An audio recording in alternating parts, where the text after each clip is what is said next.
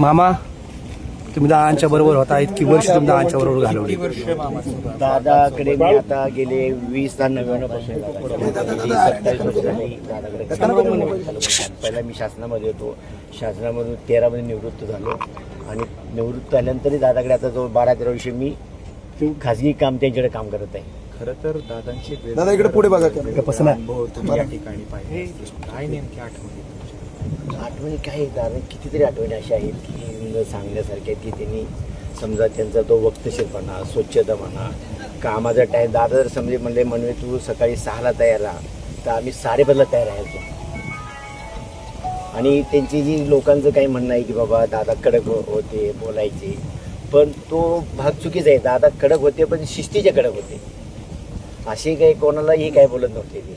आणि एखादा कुणी जाऊ द्या, सामान्य माणूस छोटा मोठा कुणी असलं तरी ते त्यांना मदत करायचे. माझं तर काही विषय नाही. मंगळवारी शेवटची कॅबिनेट झाली त्यावेळेस तुम्ही सोबत होते दादाच्या. काय रात्रीपर्यंत? हो, रात्रीपर्यंत मीटिंग चालू होतं. मीटिंग संपल्यानंतर ते आम्हाला असं ठरलं की बाय रोड पुण्याला जायचं आणि पुण्यात मग करून दुसऱ्या सकाळी ह्याला जायचं, बारामतीला जायचं. बारामती सकाळी 10 वाजता निराव ऑगस्टला दादांची सभा होती. अशा 2-4 सभा ठरल्या होत्या. कशामुळे उशीर झाला? काय झालं? उशीर काही झालेला नाही. दादांनी ठरवलंच की आता म्हणजे आम्ही बऱ्यापैकी 99% आम्ही बाय रोड जायचं होतं.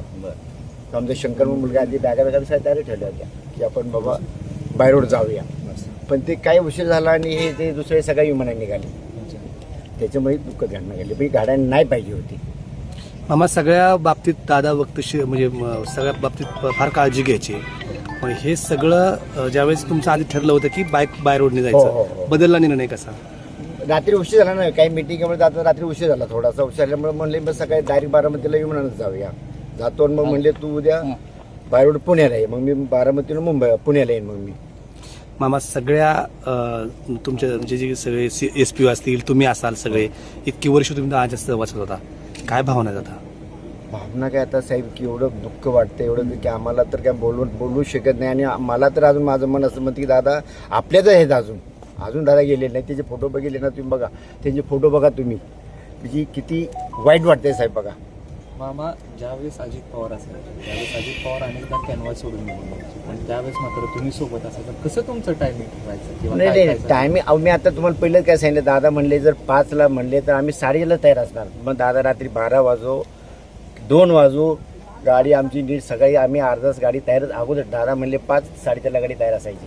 अनेकदा अजित पवारांचं मनवे मामांचं आय टू आय कॉन्टॅक्ट होऊन कळायचं मनवे मामांना, असं आम्ही ऐकलंय की इकडे जायचंय. मग ते कसं नेमकं त्याबद्दल? नाही आता ती तेव्हाची परिस्थिती असायची. समजा काय कुठं जायचं असेल तर तेव्हा ते सांगायचं मलाही असं काही अगोदर सांगायचे नाही. पण बाबा चल इकडं म्हणजे काय जायचं तिकडं. पण बरं का, दादांनी माझ्यावरती आमच्या मनवे कुटुंबावरती फार प्रेम केलेलं आहे. आणि मी पहिला शासकीय सेवेत होतो.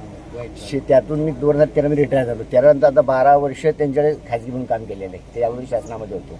मामा, मनवेमामांचं कुटुंब कुठलं? मी सातारचा, तालुका जिल्हा सातारा, मुक्काम मनवेवाडी. मग हे दादांची नोकरी सुटल्यानंतर कसं तुमचं हे झालं? नोकरी माझी सुटलीच नाही ना. संपल्यानंतर काय झालं, जेव्हा निवृत्त झालो ना तेव्हा दादा मला म्हणले, अरे मनवे तू कुठं जायचं काही विषय नाही म्हणले, तू बाबा असं माझ्याकडे काम करायचं. आणि ती काही विषय झाला नाही. तो कुठल्या विभागात होते? मी शासकीय परिवहन सेवा वरळी, मुंबईला. दादा नॉट रिचेबल आल्यानंतर तुमच्यासाठी नाही तसं काय नाही. आता तो भाव वेगळा आहे. तो कसं जेव्हा आम्ही त्याच्यासाठी असायचो विषय दोन होता. आणि झाले का अजून काय आठवण आहे का? नाही आठवण म्हणजे हे वक्तशीरपणाची आठवण आहे. स्वच्छता म्हणा आणि कुठल्याही तुमचे मीडियावाले सुद्धा असायचे तिथे. आमच्या देवगिरी बंगला असू द्या, प्रेमकोट असू द्या किंवा सहयोग असू द्या, चहा पाणी दादा स्वतः सांगायचे मनवे त्यांना चहा नाश्ता देण्याची व्यवस्था कर.